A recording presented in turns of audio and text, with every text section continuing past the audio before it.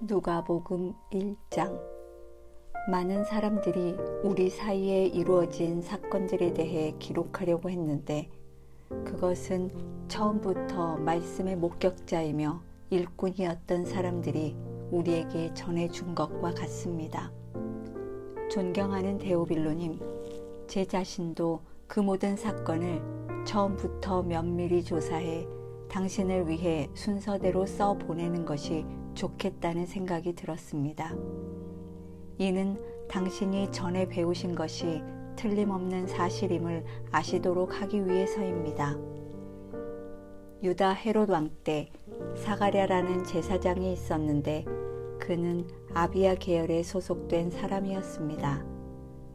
그 아내 또한 아론의 자손이었는데 그녀의 이름은 엘리사벳이었습니다. 둘 다 하나님 보시기에 의로운 사람들이어서 주의 모든 계명과 규율을 흠잡을 데 없이 잘 지켰습니다. 그런데 이들에게는 자식이 없었습니다.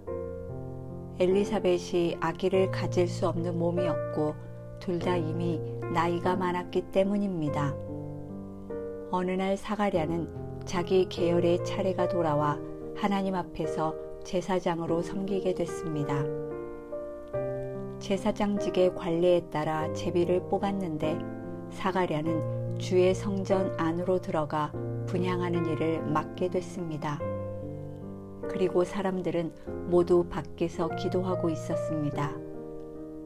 그때 주의 천사가 사가랴에게 나타나 분향하는 제단 오른쪽에 섰습니다.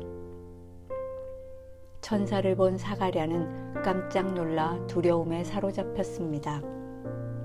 그러자 천사가 말했습니다. 두려워하지 마라. 사가랴야, 하나님께서 내 기도를 들으셨다. 내 아내 엘리사벳이 내게 아들을 낳아줄 것이니 그 이름을 요한이라 하여라. 그 아이는 내게 기쁨과 즐거움이 될 것이며 많은 사람이 그가 태어난 것을 기뻐할 것이다.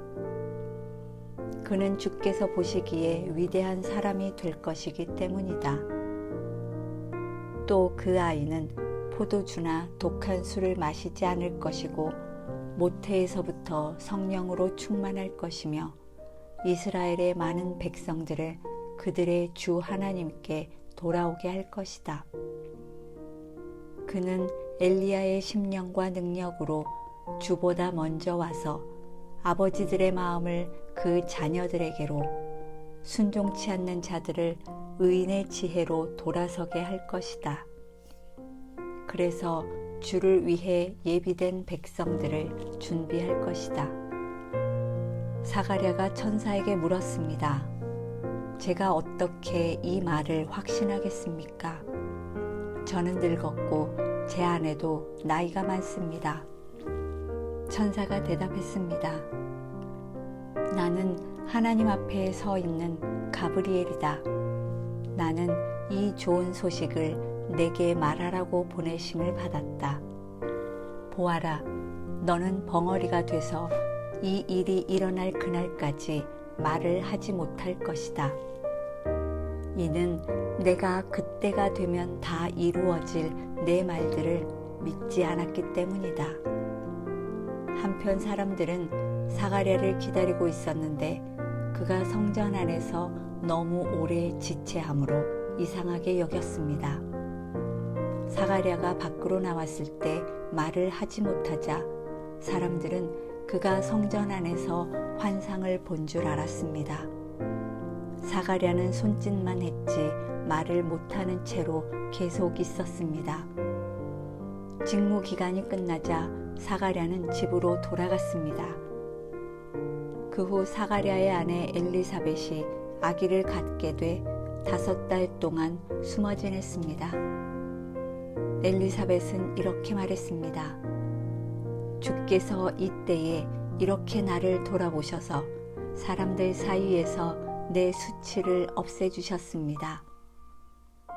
그 후 6달째에 하나님께서 천사 가브리엘을 갈릴리 나사렛 마을에 보내 한 처녀에게 가게 하셨는데 그 처녀는 다윗의 가문에 속한 요셉이라는 남자와 약혼한 마리아였습니다.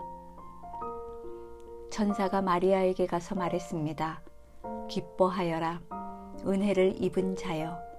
주께서 너와 함께 하신다. 천사의 말에 마리아는 당황하며 깜짝 놀라 이게 무슨 인사인가 하고 생각했습니다. 그러자 천사가 말했습니다. 두려워하지 마라. 마리아야, 내가 하나님의 은혜를 받았다. 보아라, 내가 잉태해 아들을 낳을 것이다. 그러면 그 이름을 예수라 하여라. 그는 위대한 이가 될 것이요 지극히 높으신 분의 아들이라 불릴 것이다. 주 하나님께서 그에게 그 조상 다윗의 보좌를 주실 것이다. 그는 야곱의 집을 영원히 다스릴 것이며 그의 나라는 결코 끝나지 않을 것이다. 마리아가 천사에게 물었습니다. 처녀인 제게 어떻게 이런 일이 있겠습니까? 천사가 대답했습니다. 성령께서 내게 임하실 것이며 지극히 높으신 분의 능력이 너를 감싸주실 것이다. 그러므로 태어날 거룩한 아기는 하나님의 아들이라고 불릴 것이다. 보아라, 내 친척 엘리사벳도 그렇게 많은 나이에 아이를 가졌다. 아이를 갖지 못하는 여자라 불렸는데 임신한 지 벌써 6달째가 됐다. 하나님께는 불가능한 일이 전혀 없다. 그러자 마리아가 대답했습니다. 보십시오. 저는 주의 여종입니다. 당신의 말씀대로 제게 이루어지기를 원합니다. 그러자 천사가 마리아에게서 떠나갔습니다. 그 무렵 마리아가 일어나 유대 산골에 있는 한 마을로 서둘러 갔습니다. 그리고 그녀는 사가랴의 집에 들어가 엘리사벳에게 인사를 드렸습니다. 엘리사벳이 마리아의 인사를 받을 때 뱃속의 아기가 뛰놀았고 엘리사벳은 성령으로 충만해져 큰 소리로 외쳤습니다. 당신은 여인들 중에 복을 받았습니다. 당신의 배 속에 있는 아기도 복을 받았습니다. 내 주의 어머니께서 내게 오시다니 이게 어찌 된 일입니까? 보십시오. 당신의 인사말이 내 귀에 들릴 때 내 뱃속에서 아기가 기뻐하며 뛰놀았습니다. 주께서 하신 말씀이 정말 이루어질 것을 믿은 여인은 복이 있을 것입니다.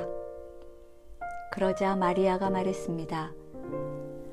내 영혼이 주를 찬양하며 내 영이 내 구주 하나님을 기뻐함은 그분이 자신의 여종의 비천함을 돌아보셨기 때문입니다.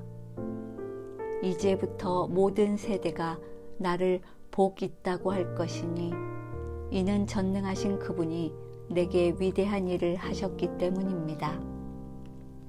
그분의 이름이 거룩하시며 그분의 자비는 그분을 경외하는 사람들에게 대대로 이어질 것입니다. 그분은 자신의 팔로 엄청난 일을 행하시고 마음의 생각이 교만한 사람들을 흩어버리셨습니다. 그분은 통치자들을 왕좌에서 끌어내리시고 낮은 사람들을 높여주셨으며 배고픈 사람들을 좋은 것들로 배불리시고 부유한 사람들을 빈손으로 보내셨습니다.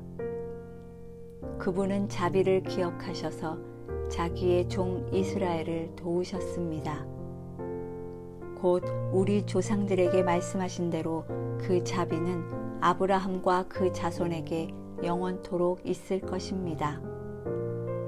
마리아는 엘리사벳과 함께 3달 동안 지낸 후에 자기 집으로 돌아갔습니다. 해산할 때가 돼 엘리사벳은 아들을 낳았습니다. 이웃 사람들과 친척들은 주께서 그녀에게 큰 자비를 베푸셨다는 것을 듣고 함께 기뻐해 주었습니다. 8일째 되는 날 그들이 아기에게 할례를 하려고 와서 아버지의 이름을 따라 그 아이의 이름을 사가랴로 지으려 했습니다. 그때 아기의 어머니가 대답했습니다. 안 됩니다. 이 아이는 요한이라고 불러야 합니다. 그러자 사람들이 엘리사벳에게 말했습니다. 당신 친척 중에는 그런 이름을 가진 사람이 하나도 없습니다. 그러고는 그 아버지에게 아기의 이름을 무엇이라 할 것인지 손짓으로 물었습니다. 사가랴는 서판을 달라고 하더니 아기의 이름은 요한이라고 썼습니다. 그들은 모두 놀랐습니다. 그러자 사가랴의 입이 곧 열리고 혀가 풀려 말하기 시작하면서 하나님을 찬양했습니다. 근처에 사는 사람들이 모두 두려워했고 이 모든 일은 온 유대 산골에 두루 퍼져 사람들의 이야깃거리가 됐습니다. 이 말을 들은 사람마다 모두 이 일을 마음에 새기며 이 아기가 대체 어떤 사람이 될까 하고 말했습니다. 그것은 주의 손이 그 아기와 함께했기 때문입니다. 그의 아버지 사가랴가 성령으로 충만해 예언했습니다. 주 이스라엘의 하나님을 찬양하라.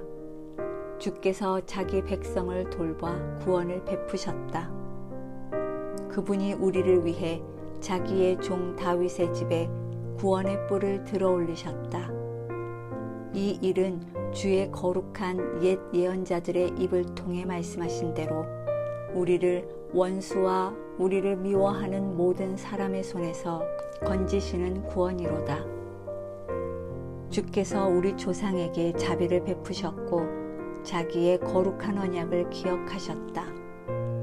이 맹세는 우리 조상 아브라함에게 하신 것으로 우리를 원수들의 손에서 구출하사 두려움 없이 주를 섬겨 우리가 주 앞에서 평생토록 거룩하고 의롭게 살도록 하셨다.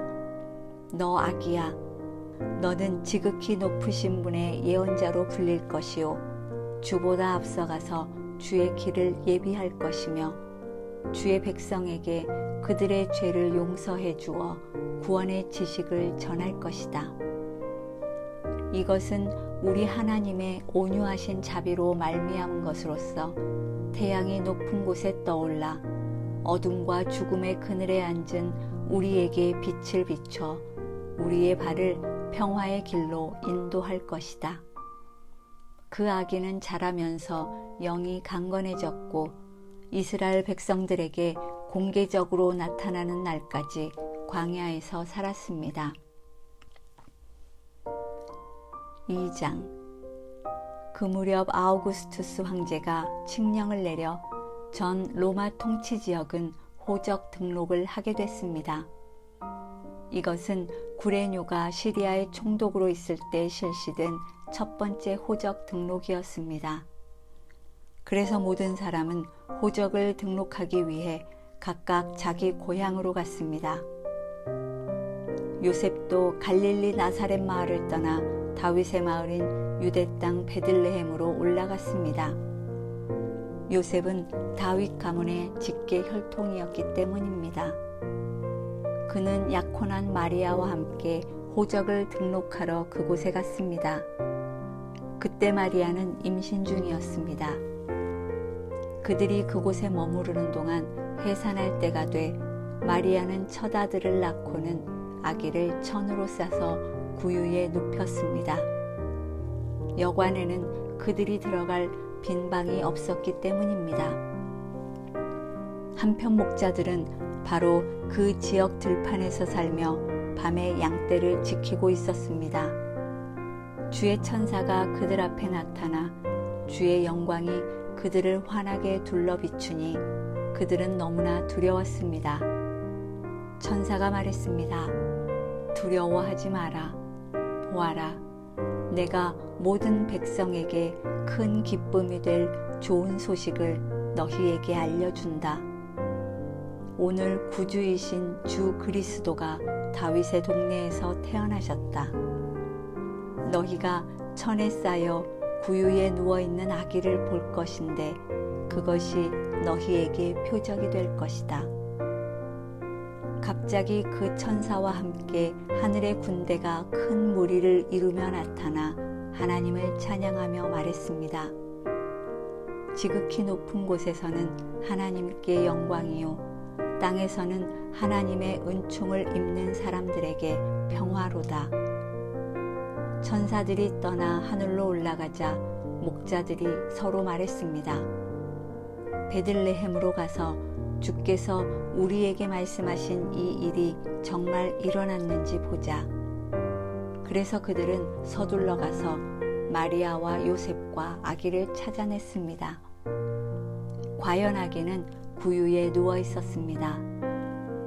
그들은 아기를 보고 나서 그 아이에 관해 들은 말을 알려주었고, 그 말을 들은 모든 사람들은 목자들이 한 말에 놀랐습니다. 그러나 마리아만은 이 모든 일을 마음에 간직하고 곰곰이 되새겼습니다. 목자들은 자기들이 보고 들은 모든 것에 대해 하나님께 영광 돌리고 찬양하며 돌아갔습니다. 그들이 듣고 본 모든 일대로 이루어진 것입니다. 8일째 되는 날 할례할 때가 되자 아기가 잉태되기 전에 천사가 일러준 대로 그 이름을 예수라 지었습니다. 모세의 율법에 따라 정결 의식을 치를 때가 되자 요셉과 마리아는 아기를 데리고 예루살렘으로 갔습니다. 이것은 주의 율법에 첫 번째 태어나는 모든 남자 아기는 하나님께 거룩한 사람으로 불릴 것이다 라고 기록된 대로 아기를 주께 드리고, 또 산 비둘기 한 쌍이나 어린 집비둘기 2마리라고 한 주의 율법을 지켜 희생 제물을 드리려는 것이었습니다. 당시 예루살렘에는 시므온이라는 사람이 있었습니다. 이 사람은 의롭고 경건한 사람으로 하나님께서 이스라엘을 위로하실 날을 손꼽아 기다리고 있었습니다. 그리고 성령께서 시므온에게 머물러 계셨습니다. 그에게는 주의 그리스도를 보기 전에는 죽지 않으리라는 성령의 계시가 있었습니다. 시므온이 성령에 이끌려 성전 뜰 안으로 들어갈 때 아기의 부모가 율법의 규정대로 행하기 위해 아기 예수를 데리고 들어왔습니다. 그러자 시므온이 아기를 팔에 안고 하나님을 찬양하며 말했습니다. 다스리시는 주여, 이제 주께서는 주의 종이 평안히 가게 해주십니다. 제 2 눈으로 주의 구원을 보았습니다. 이 구원은 주께서 모든 백성 앞에 마련하신 것으로 이방 사람에게는 계시의 빛이요 주의 백성 이스라엘에게는 영광입니다. 아기의 아버지와 어머니는 아기에 대한 이 말에 무척 놀랐습니다. 그러자 시므온은 그들을 축복하고 그 어머니 마리아에게 말했습니다. 보십시오. 이 아기는 이스라엘 가운데 많은 사람을 넘어지게도 하고 일어서게도 할 것이며 비난받는 표적이 되기 위해 세우심을 받았습니다. 칼이 당신의 마음도 찌를 것입니다. 그래서 이제 많은 사람의 마음속 생각이 드러나게 될 것입니다. 또 아셀 지파의 바누엘의 딸인 안나라는 여자 예언자도 있었습니다. 안나는 나이가 많았는데 결혼해서 남편과 7년 동안 살다가 그 후 84세가 되도록 과부로 지냈습니다. 안나는 성전을 떠나지 않고 밤낮으로 금식하고 기도하면서 하나님을 섬겼습니다. 바로 그때 안나가 그들에게 다가와 하나님께 감사하고 예루살렘의 구원을 간절히 고대하는 모든 사람에게 그 아기에 대해 이야기했습니다. 요셉과 마리아는 주의 율법에 따라 모든 일을 마치고 난 뒤 갈릴리에 있는 자기 마을 나사렛으로 돌아왔습니다. 아이는 점점 자라가며 강해지고 지혜가 충만했으며 하나님의 은혜가 그 위에 있었습니다. 해마다 6월절이 되면 예수의 부모는 예루살렘으로 갔습니다. 예수께서 12살이 되던 해에도 그들은 관리에 따라 절기를 지키러 예루살렘에 올라갔습니다. 기간이 끝나 그 부모는 집으로 돌아가는 길이었는데 소년 예수는 예루살렘에 남아 있었습니다. 그러나 부모는 이 사실을 알지 못했습니다. 그들은 예수가 일행 속에 있으리라 생각하고 하룻길을 가다가 그제야 친척들과 친구들 사이에서 예수를 찾기 시작했습니다. 그러나 찾지 못하자 그들은 예루살렘으로 되돌아가서 예수를 찾았습니다. 3일이 지나서야 그들은 성전뜰에서 예수를 찾게 됐습니다. 그는 선생들 가운데 앉아서 이야기를 듣기도 하고 묻기도 하고 있었습니다. 예수의 말을 들은 사람들마다 그가 깨닫고 대답하는 것에 몹시 감탄했습니다. 그 부모는 예수를 보고 놀랐습니다. 그래서 그의 어머니가 말했습니다. 얘야, 왜 우리에게 이렇게 했느냐? 내 아버지와 내가 얼마나 걱정하며 찾았는지 모른다. 그러자 예수가 말했습니다. 왜 나를 찾으셨습니까? 내가 마땅히 내 아버지의 집에 있어야 하는 줄 모르셨습니까? 그러나 그들은 예수가 하는 말을 깨닫지 못했습니다. 그러고 나서 예수는 부모와 함께 내려가 나사렛으로 돌아가서 부모님께 순종하며 지냈습니다. 예수의 어머니는 이 모든 일을 마음에 간직했습니다. 그리고 예수는 지혜와 키가 점점 더 자라가며 하나님과 사람들로부터 사랑을 받았습니다.